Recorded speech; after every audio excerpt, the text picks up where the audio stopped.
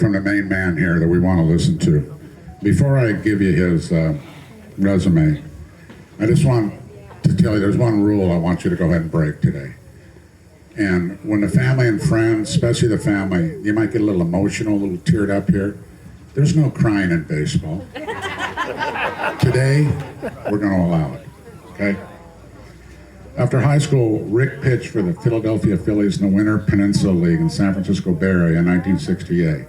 He started his college career at Diablo Valley College as a pitcher in 1969 before transferring to Idaho State University in 70 through 72. Rick received his Bachelor of Science from ISU with a major in mathematics education and a minor in physical education.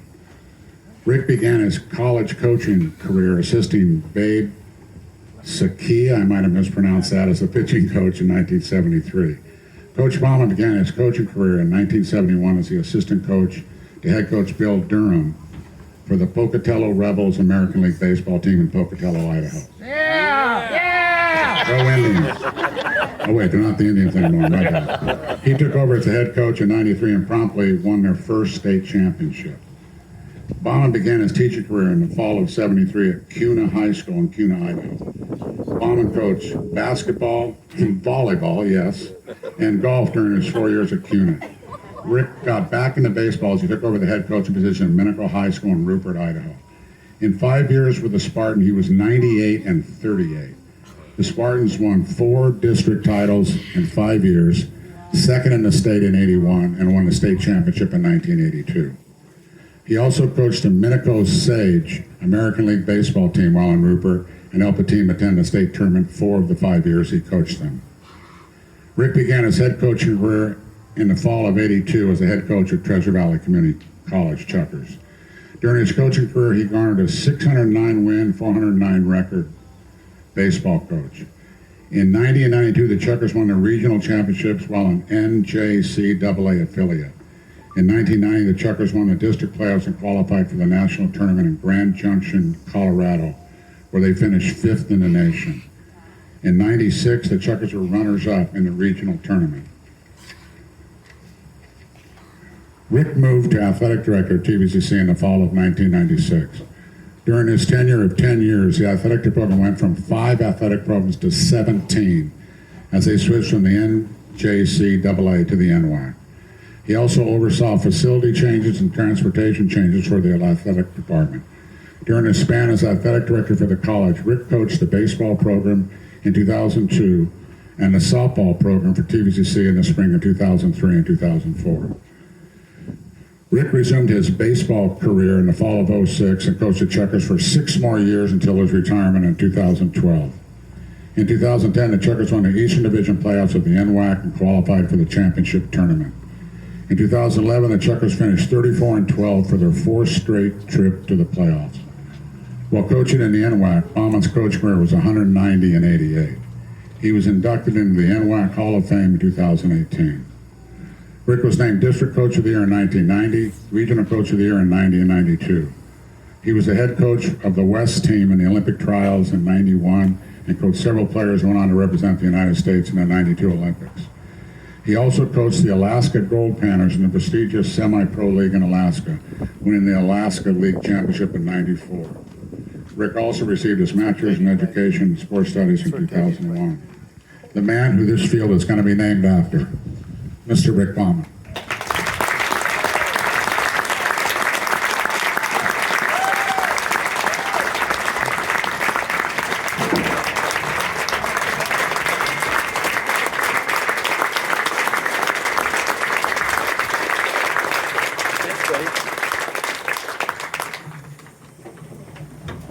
Before I forget, I really want to thank all of the alumni for making the trip here.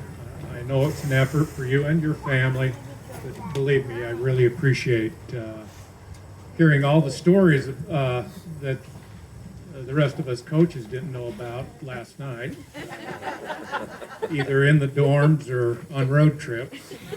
At least I think I do. So, thank you guys.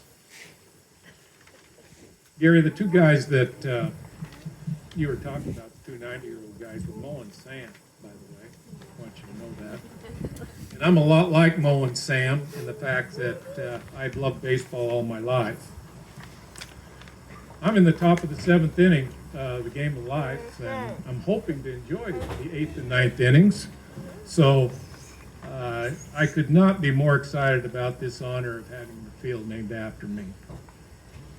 Thank you to the Treasure Valley Community College Board and Dana Young for making this happen. To see the improvement of this campus from the time I was hired in 1982 is transformational. To the people behind the scenes that made this happen, and you know who you are, that persuaded the board to do this, it's truly an effort above and beyond the call of duty, and I'm forever grateful. Thank you. Thank you to Lisa Meyer, who put together the program for us today with all the historical facts, and I was kind of a thorn in Lisa's side for the last month, but she did a yeoman job. Thank you, Lisa. And to Kathy Yasuda, Tyler Gaston, our new athletic director, Mary Ann, Bernie Babcock, Aaron Sutton, Travis McFetridge, and Dana Young in just planning this event. I appreciate the time and effort that you put in. To the coach, players, and athletic staff throughout the years, it has truly been an honor for me to join you in this journey. Thank you to Mom and Dad. I know you're looking down and could not be prouder. Thank you to my wife, Deb, Chris, and Charlie, and your families. You're my favorite team, and I love you dearly. Thank you to Deb's parents, Ron and Martha Halverson. They've always been there when I needed them. Unfortunately, we lost Ron earlier this year, but I think Martha's here. Yes? I don't know. Martha couldn't make it. She got sick, I guess. But Martha's always been a mother to me and one of my biggest fans.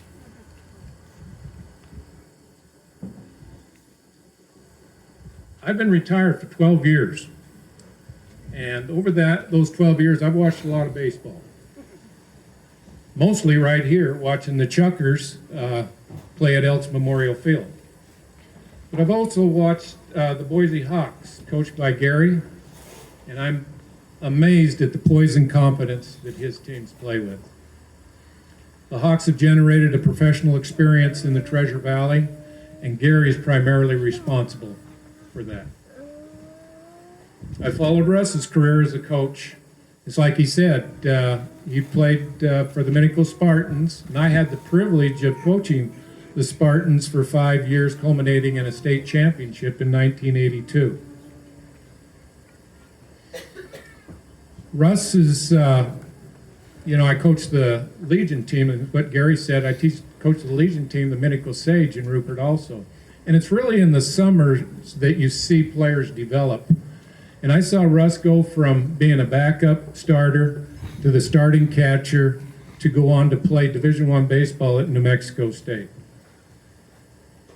But as good as Russ's baseball career was, his coaching career is off the radar. Russ was inducted into the ABC Hall of Fame with 8 state championships at Fruitland High School and 3 5A state championships at Hawaii High School in the first 3 years of their existence. Russ's tenure as a coach was also, he coached just down the road at Payette and then went back to Minico before I talked him into coming back and coaching the Chuckers in our inaugural year in 2003. You knew Suddy was going to be an excellent coach because not only did he relate to the players, but also the respect was obvious that the players had for him. It's like Gary said, I don't know if you noticed it when you walked in the gate this morning, but in the first 4 years, he won the Eastern Region 3 out of those 4 years.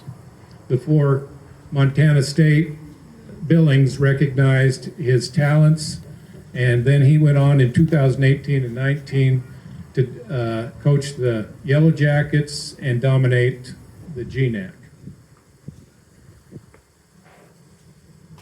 Suddy was inducted into the NWAC Hall of Fame. I believe it was in 2023.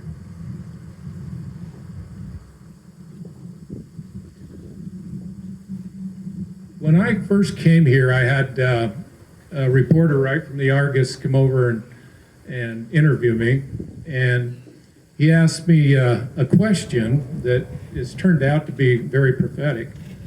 He said, what's the secret to your success? Because I had some success at the high school level.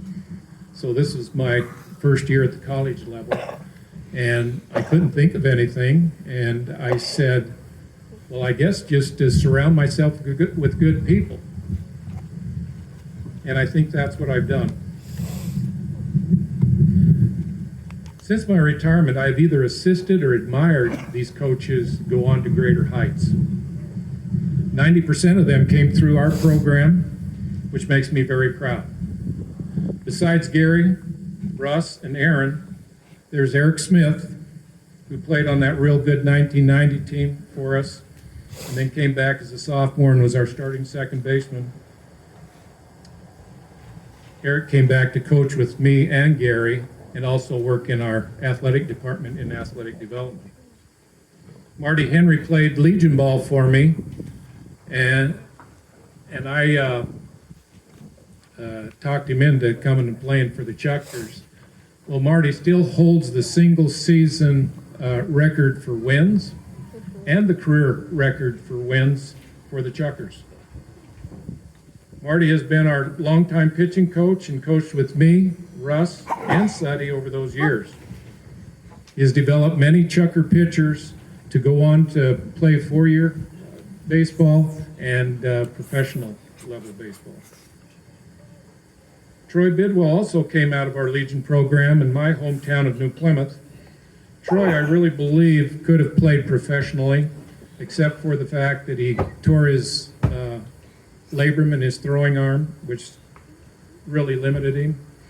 But Troy went on to have 2 really good years for us, and then moved on to College of Idaho and had 2 outstanding years for the Coyotes. Troy coached with both me and Russ, and then followed Russ to Fruitland High School, where they won all those state championships, before Troy ended up being the head coach for the Grizzlies. Brad Dalton coached with us as well during his playing days, and Brad moved on to be the head coach at Centennial High School and Boise High School. Brad has written 3 books, including DNA of a Winner, which is a bestseller, and is a sought-after motivational speaker, and in fact even had an appearance on TED Talks. Greg Christensen played for Russ at Minnequa High School, and Russ sent him our way, and Greg started at first base for us for 2 years. Greg finished his playing at NNU, where he ended up getting his degree. And Greg juggles coaching with his real job, and has coached with me, Suddy, Russ, and is still coaching at Fruitland High School. Rick Clark was a bench coach for me and really helped keep the players together. Rick and Mary had several dinners out at their house at Nissa, and it was always a place for the players to go, and I really appreciated that. We called Rick Big Dog because he was a big man at that time. He also had a big heart. Unfortunately, Rick passed away. Rest in peace, Big Dog.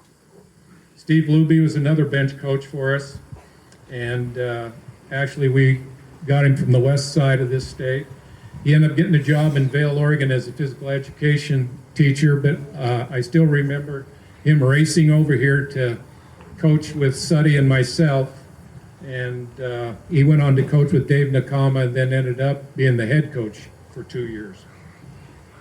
Loops coaches semi-pro baseball in New York and has had several Chucker players come and play for him. Tim Borner pitched for Russ and injured his throwing elbow and had to sit out a year. At Tommy John, his sophomore year he played for me and then went on to play for the College of Idaho. Tim went on to be the head coach at Columbia High School, New Plymouth High School, and more recently at Valley View High School. Tim had a pitcher, by the way, at Columbia who just got sent up to the White Sox that had his first major league appearance. And it's always exciting for us as coaches when one of our guys makes the show. Congratulations, Tim.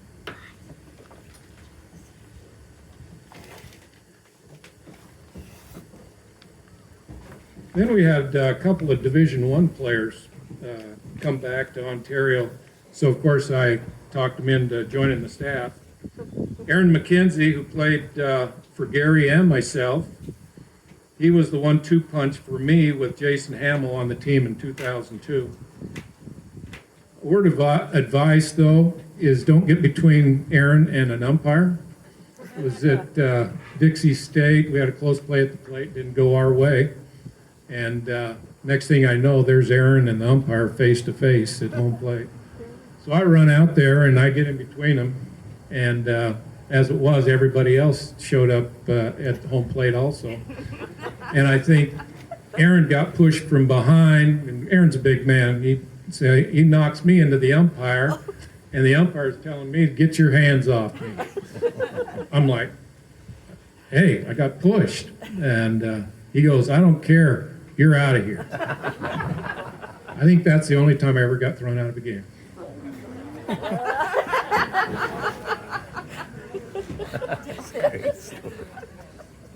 That he can remember. Last but not least was Michael Listman.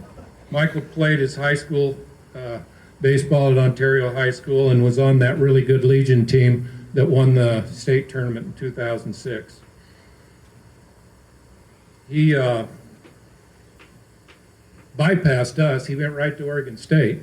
Played 4 years for Oregon State Beavers. Of course, you know, the Beavers won the national championship in 2006, 2007. Well, then Michael came back and coached with Aaron and myself and Marty, and kind of worked with the hitters. Michael was a good sign stealer, though. He would regularly have the other team signed by the 5th inning. And we're playing our last game of the year against Wenatchee to go to the NWAC championships. I'm at the front of the dugout, Mike's at the rear, and I'm kind of squatted down a little bit, and I see Mike coming toward me. He gets there and he goes, "I got him." I go, "You got him?" "I got him." I go, "Michael, it's the 2nd inning. You can't have him." "I got him." So I look over at Suddy, who's leaning against the pole, and he's going, "He's got him." Well, needless to say, we won that game going away and went to the NWAC championships. First quality assistant coach I had in my career was on the field when I first pulled up on a very hot day in August, late August or early September, with my family packed into my new Plymouth Arrow, which, by the way, I had bought from Russ's dad in Rupert. So I went there to look at the field. Well, the field, and you could see the field from the parking lot back then. It had the chain link fence, just like Gary described, but the bottom end was turned up, so you've all seen chain link fences like that. Well, let's just say that the field wasn't that well manicured green dream field of dreams that I'd left at Minico. And did I say it was hot? It was hot. My wife, Deb, was pregnant with Rose at the time. She turns to me and goes, "What the heck were you thinking?" And I'm pretty sure she didn't say heck, and I know she didn't say hell.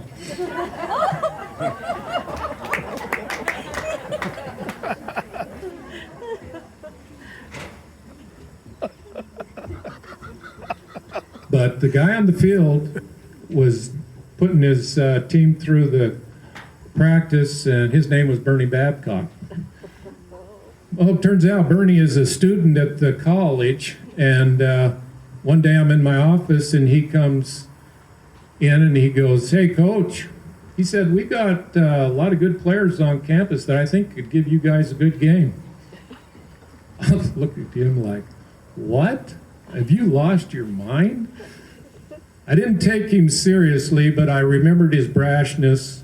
And of course, Bernie graduated from Treasure Valley, went on to Eastern Oregon, graduated from Eastern Oregon, and then came back to Ontario, and I needed a pitching coach. So I hired him as the pitching coach.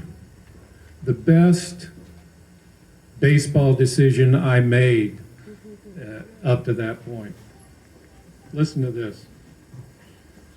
Bernie taught health and fitness at the college, became the housing director, and lived in the dorms. Married Lori Ragsdale and had 2 beautiful daughters. The college gave him a house right across the street from the baseball field. He eventually took over the maintenance as the director and is primarily responsible for the construction of this field. The reconstruction of the gymnasium, my first year as athletic director, we had a fire in the gym, but is primarily responsible for that as well.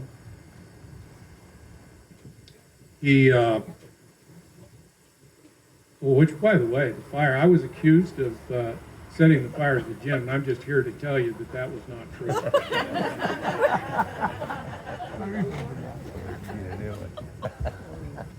He led the college in the building of the science building that we have now with all nice labs and classrooms. Dana, in his retirement's got him leading the construction of the new health and science building that's about to go up. In his spare time, he raises Labradors for hunting ducks and geese, and he's probably the best fly fisherman in the Pacific Northwest. Outside of that, he's a damn good pitching coach, I'll tell you what.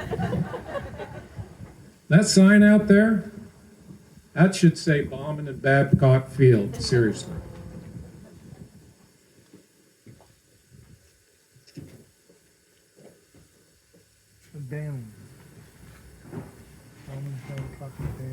In the fall of 1982, when I arrived at Treasure Valley, it was late summer.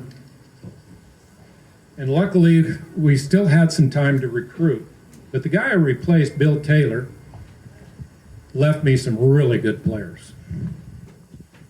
And because I had coached on the east side of Idaho, in eastern Idaho, and Pocatello, I was able to bring in a lot of quality guys.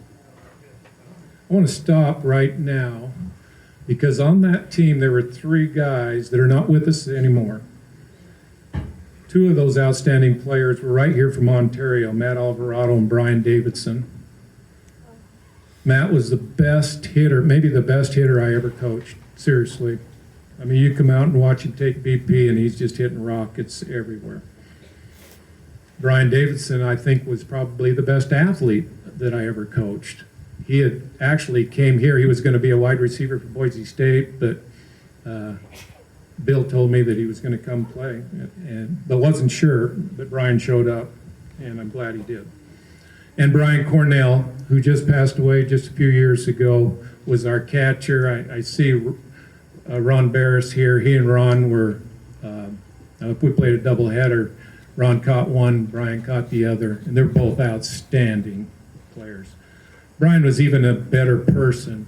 He and I kept a friendship. He would get a team for the golf tournaments we had. I don't care how many golf tournaments we had. He had a team there. He was we say once a chucker, always a chucker. That was Brian Cornell. After a couple years of recruiting, our walk-ons really dried up. And keep in mind, we only had 5 in-state tuitions to recruit with. And the people we were competing against, College of Southern Idaho, North Idaho, Ricks College at the time, had a full complement of scholarships. So it was kind of like David and Goliath every time we went out there. So we knew we had to solve the problem.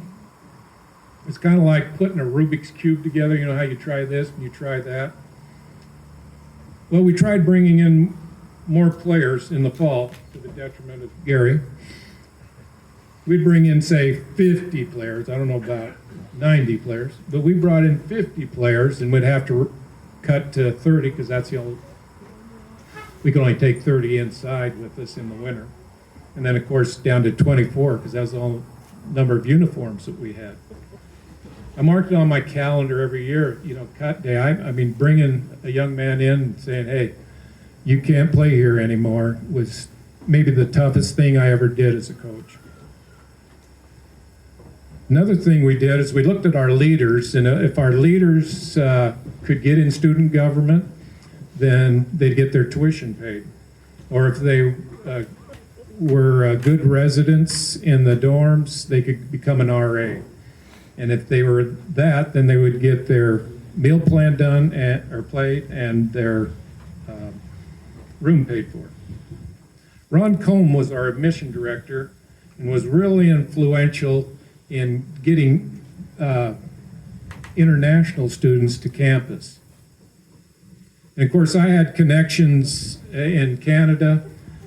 That's how I was able to recruit Gary from Pincher Creek. But Ron made it possible for us to bring in an international student or a Canadian, and if they lived in the dorms for a quarter, they would get in-state tuition the next year, which to them was like a scholarship, because when you looked at international tuition, it was ridiculous. Well, I'm talking about Ron. Ron was the best recruiter. If I had a player on campus and let's say he was looking at another school, I would make sure I got him in to see Ron. And Ron, I still remember, would stick his head out his office door, and he knew I was sitting there on pins and needles wondering if we were going to get this guy. And he'd say, hey, Rick, is this a keeper? And I go, yeah, okay. By the time that player left Ron's office, he was signed, sealed, and delivered. Bernie, Gary, and Russ really had an influence on our program early as far as solving that Rubik's Cube. Now just kind of picture me, Russ, and Gary in this closet of an office, doesn't have enough room for 2 desks. And Gary's kind of the old school guy, and Russ and I are kind of the gimmick guys. For instance, I had a play if somebody was stealing second base, we'd throw a pop-up to the second baseman. I'm not going to go over the whole thing, but it worked. And Gary would be at the other desk, and Russ would become walking in, because Russ had the family, and he was always kind of hustling to get back in. And Gary would look over at me and he'd say, what's it going to be today?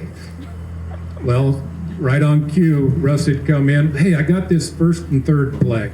We got to use it. And so I said, hey, bounce it off me.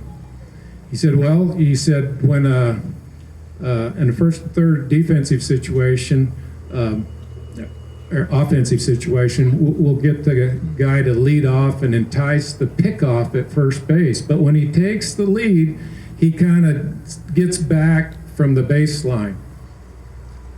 And of course, when the pitcher picked off, he would hit the dirt and roll toward the first right field line, so that first baseman had to reach around and go tack. In the meantime, we'd score from third base. Guess what? It worked. Gary wrote a handbook for the players that defined how they acted on and off the field. It really gave the players a roadmap to success in the program. defining what a chucker baseball player really was. We used it in our program to mean a chucker. And we used it in the handbook in our recruiting as well. Of course, head coaches along the way tweaked the handbook over the years, and the players came to refer to the handbook as their Bible. The word chucker evolved to describe a certain type of player we all could be proud of.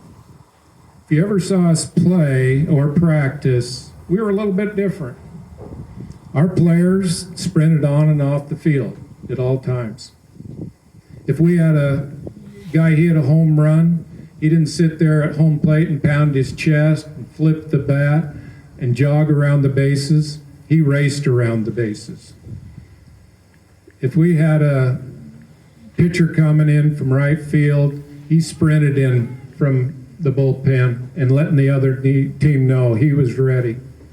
If we had an infielder make an error, he'd turn and look at the pitcher and go, "Give me another one." And I could go on. I remember reading in the newspaper we'd gone to Coeur d'Alene and we swept North Idaho. And the next morning I picked up a newspaper before we left, and it said that the Treasure Valley players ran faster back to the dugout after a strikeout than the North Idaho players ran to first base on a ground ball. That was the difference. I was so proud of our guys. It's like Suddy said, playing the game the right way. After my tenure as an AD, I came back during those 6 years. We added the championship club. Now, you got to think Coach Sutton came back. He just graduated. He came back. He was a young coach, and he joined Marty and myself. But we wrote the Champions Club. It was a player-based governance of the team. In other words, the leaders who we rewarded held the rest of the players accountable on and off the field. The last 4 or 5 years, we won 70% of our games because we had real chuckers leading the show. In 1996, I became the athletic director and Gary took over the baseball program. Like I said, the gym caught fire and it ruined an existing tartan floor.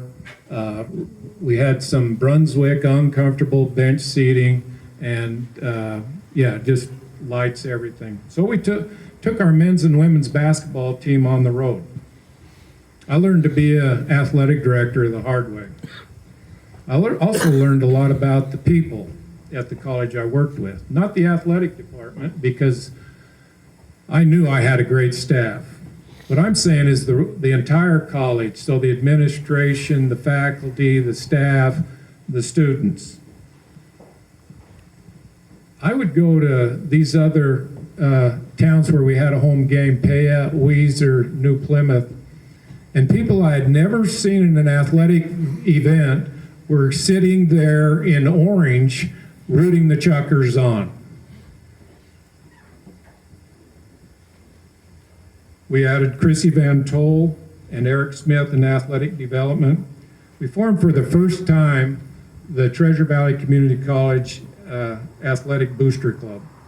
We called it the Chucker Booster Association. We had over 100 members from the community and relatives of the players. We elected a president in Todd Dinsmore, a baseball alumni from the 70s, and a board that worked closely with the athletic director on fundraising for the athletic department. The Chucker Booster Association hosted pre and post functions at the basketball games to honor the game sponsor and the businesses that bought advertisement in the gym and on the baseball field. Over the next 10 years, the athletic facility got a complete facelift. You can see the baseball field. The gymnasium added the wood floor to replace the old outdated tartan floor. We got chair back seatings to replace the uncomfortable Brunswick bench seating. new lighting, a nice sound system with top-of-the-line speakers in the rafters, a new score table to house our game staff, so our timekeepers, scorekeepers, public address people. New ticket booths out front, a will call, and general admission. We went from free admission to earning $10,000 a night in concessions and admissions.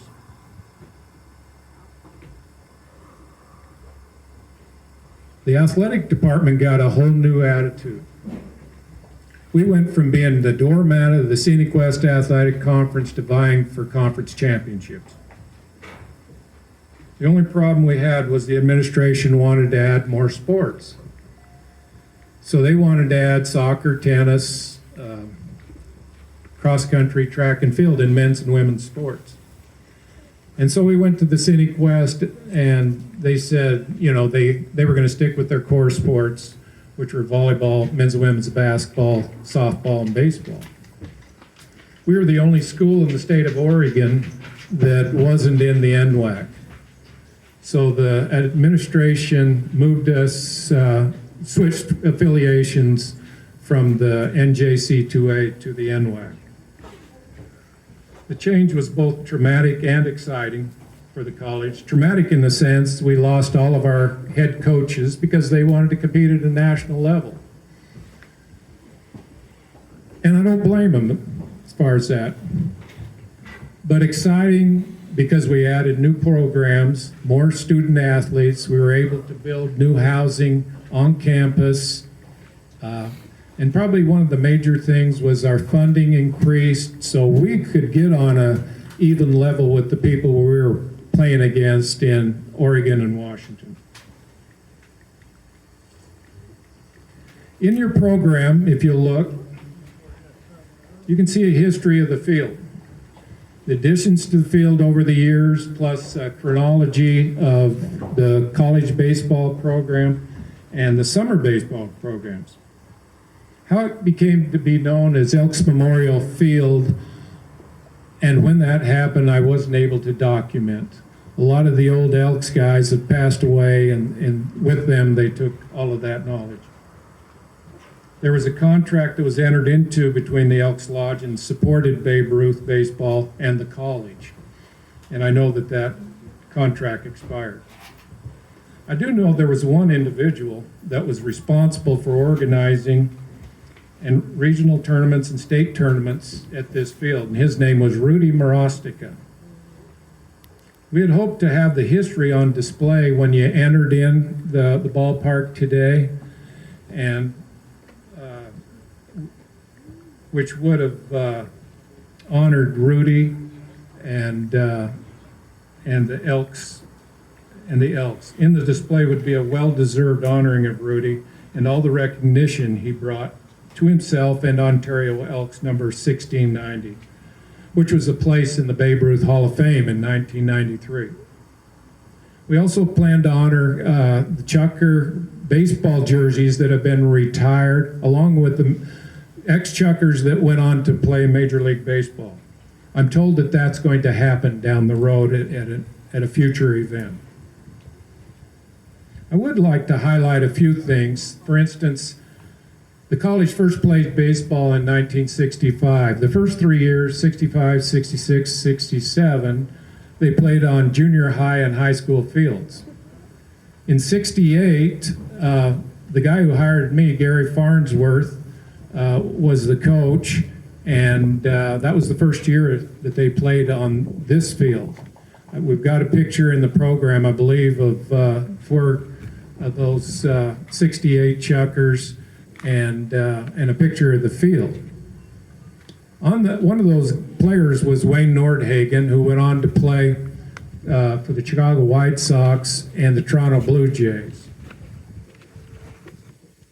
Jerry Droscher was the head coach in 1969 to 1970.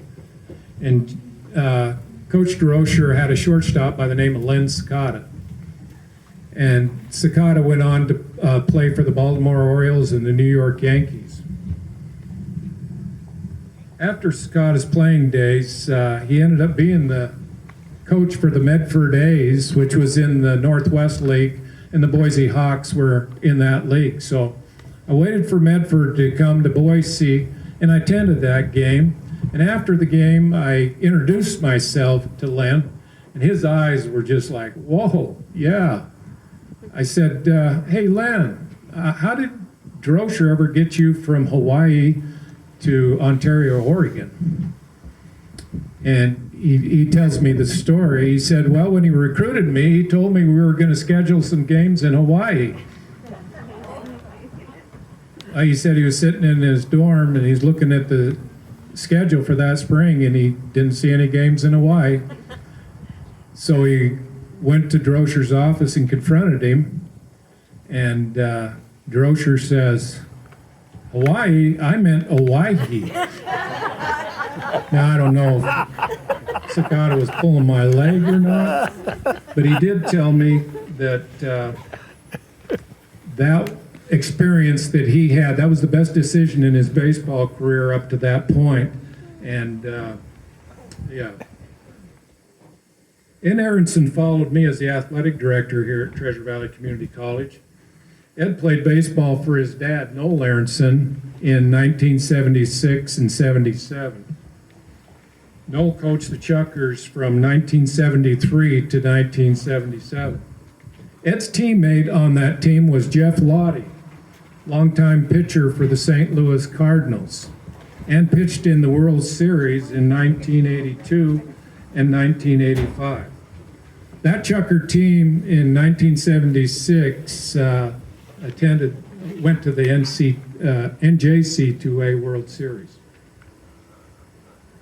Gary, Russ, and my tenure, we had 4 more players that went on to play Major League Baseball. Jeff Zimmerman was a closer for the Texas Rangers and actually was on the National League All-Star team in 1999. Rick Bauer from Meridian, Idaho, and Centennial High School signed professionally in 1996 out of Treasure Valley Community College and arrived in the big leagues with the Texas Rangers and played with some other teams. Jason Hamill played at Treasure Valley in the springs of 01 and 02. He signed with the Tampa Bay Devil Rays. They were called the Devil Rays at that time. They were the Rays now. And again, Jason is played with several major league teams. And Clayton Mortensen from Rexburg, Idaho, played for Russ's Chucker teams, then played for Gonzaga, where I believe Gary was the pitching coach at that time, and reaching the big leagues. Mortensen played for several teams, but he finished with the Kansas City Royals, and that was the team that he wanted to know. Clayton is now a minor league coach for the Chicago Cubs, and I believe he's in Arizona. It's hard for me to single out these players, but that being said, you know, that's a dream of all of our players, is to get to the big leagues. Believe me, these guys are special in our coaches' eyes, but we always preached it was the 9 best, but the best 9 that you put on the field to represent Chucker baseball. Besides the 1976 Chucker team that made it to the NJC2A World Series, in 1990 we had a magical season, going 48-16 and winning the regional and district tournaments and finishing 5th in the nation. Since joining the NWAC in 2002 and 2003, the Chuckers have been at the top or near the top of the eastern region of the NWAC, while graduating or moving on our athletes to 4-year institutions. Got a few more thank yous. Gary Farnworth for taking the chance on me.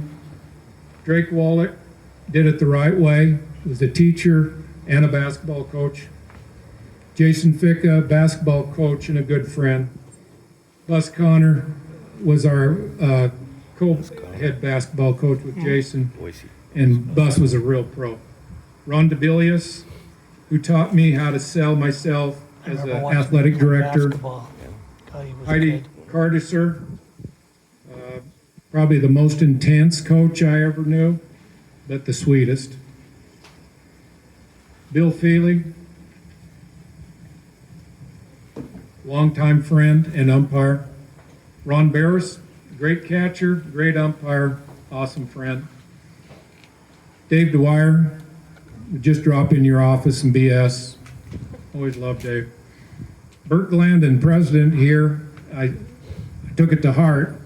He always preached more for less. And Jim Sorensen, the guy you love to hate, was really responsible for us moving to the NWAC, and Jim's passed away. Rest in peace, Jim. Dave Ryberg, the fun dean and best boss I ever had. Mark Helliker, Bloss Guerra, Ron Talbot, Dave Goldstein, and Dave's passed away. Thanks for hitting the ground running when we had to add sports, and a lot of you guys are still here. Brent Harrison, a real team player with all the coaches. Gordy Agawa, from sunrise to sunset. I'd come in first thing in the morning, he'd be conditioning his girls. He's the women's softball coach. And at sunset, he'd be cleaning the gym for us before we left, because that was one of the jobs for the softball team. Gloria Reddy, Brady Fritz, Donita Anderson, and Mary Ann Berrigan were my assistants. I'd bounce ideas off those guys all the time, and they always had my back. Kathy Bell, best teacher. She left her door open and I'd be in the next room. She taught health and fitness. I'm still doing some of the things Kathy preached back in the day. The 2003-2004 softball teams, most competitive bunch around. Thanks for putting up with this baseball coach. Mike Riggers, the orange guy, he and I are the ones who started the orange sales, and I appreciate Mike giving us the idea. Regrets? Yeah, finishing the grandstands. When I was a young kid growing up, my dad would take me and my brother to the games at Hallowell Park in Pocatello, Idaho. That's when, in the Pioneer League, they had all those old ballparks. We used to walk up the ramp, and you couldn't see anything, but then when you got to the top of the ramp, just the whole field opened up to you, and you hear the crack of the bat, and you could smell the peanuts. I mean, it was incredible as a young person.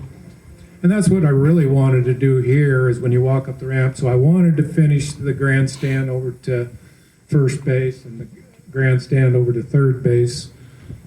So Kyle, that's your job. You can finish.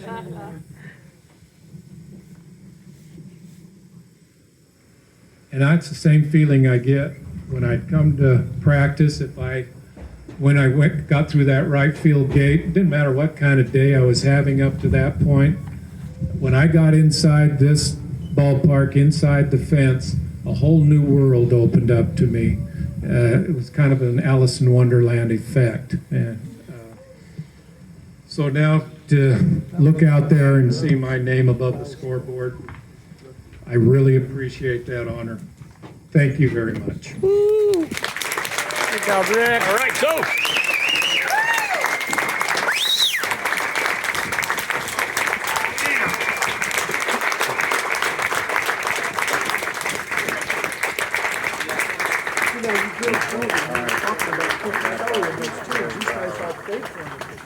'73 we paid for Rick.